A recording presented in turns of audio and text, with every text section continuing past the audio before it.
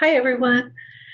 I'm doing office hours this morning, and so I thought I might spend a little bit of time while no one else is logged in needing help talking about this new unit and welcome you back from your spring break. As we're moving into this unit on environmental concerns, the end product or the paper that you'll be writing is a problem solution paper focused on the topic of some environmental concern. So, why I want to talk about that early on is that sometimes people get confused about that and they read the part about the environmental concern and then kind of stop there and then want to write a paper on, broad paper on global pollution, which is way, way, way, way, way, way, way too broad, or climate change in general or global warming in general. Again, way, way, way, way, way too broad. And honestly, even something like water pollution, that's still way too broad uh, because when you get down to the nitty gritty of, all right, what are we going to do about that? What's a solution?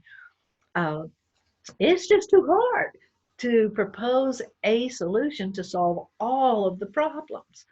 So the key to this assignment as a problem solution essay is to narrow your focus to a very specific problem. Let me say that again, a very specific problem.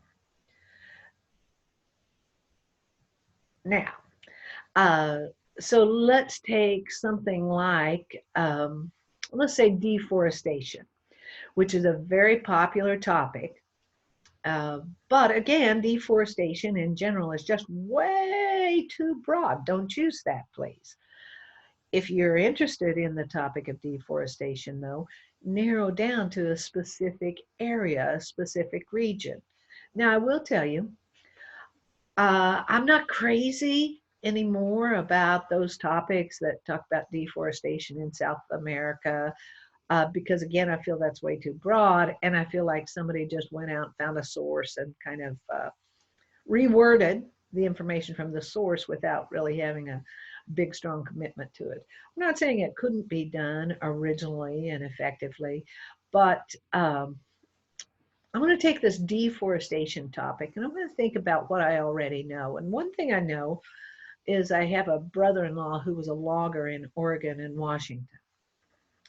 And this was some number of years ago. He lives in Missouri now, but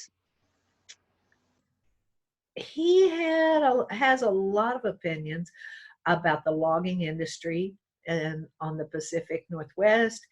And I've heard those over the years so much. So now I could think about the Pacific Northwest or Oregon, Washington, and take on the topic of deforestation there, researching to see to what extent it is a problem. And yes, I could take my brother-in-law's word for it, but I need more because it's been a few decades since he's been in the logging industry on the Pacific Northwest. Or I could look at that topic in Missouri. Is deforestation a problem in Missouri? I see commercials on television from the National Arbor Day Foundation uh, praising the virtue of trees and begging me to plant new trees and to contact them for seedling. Uh, so maybe that topic could be examined in Missouri.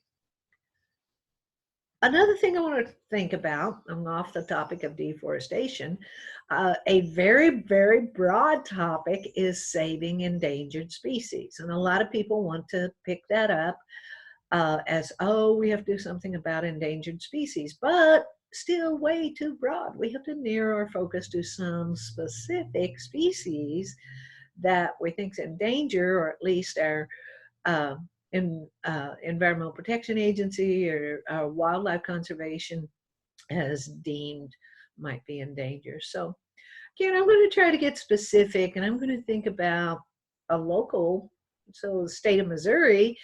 One thing I know is that elk have been reintroduced in Missouri. Some people love that idea and some people are not happy about it. There have also been cougars and mountain lions. reintroduced, trying to attempt to preserve that species.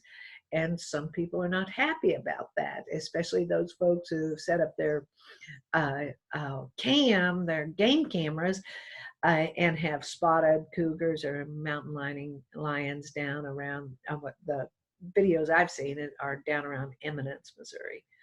So anyway, my thought right there is, and I could take that topic of reintroducing elk in Missouri, or the plethora of wildcats, or every spring there's a big push to hunt feral hogs in Missouri and Arkansas.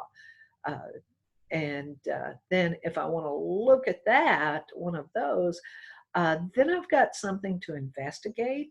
What's the situation? What's the point of view from the Wildlife Conservation Agency? And what's the point of view from the local farmers or local residents? And then I can figure out where I stand on that, and what I want to define as the problem. And then I'm much better equipped to propose a particular solution if I've got a narrow, specific problem to concentrate on. So it's kind of the little expression, how do you eat an elephant? One bite at a time. You have to start small. You can't start trying to serve up the entire elephant. Just, take a little knuckle of the broad environmental concerns. Anyway, it's so nice to have you back from break. And so I'll stop talking now and post this so that we can move on to something else. Thanks.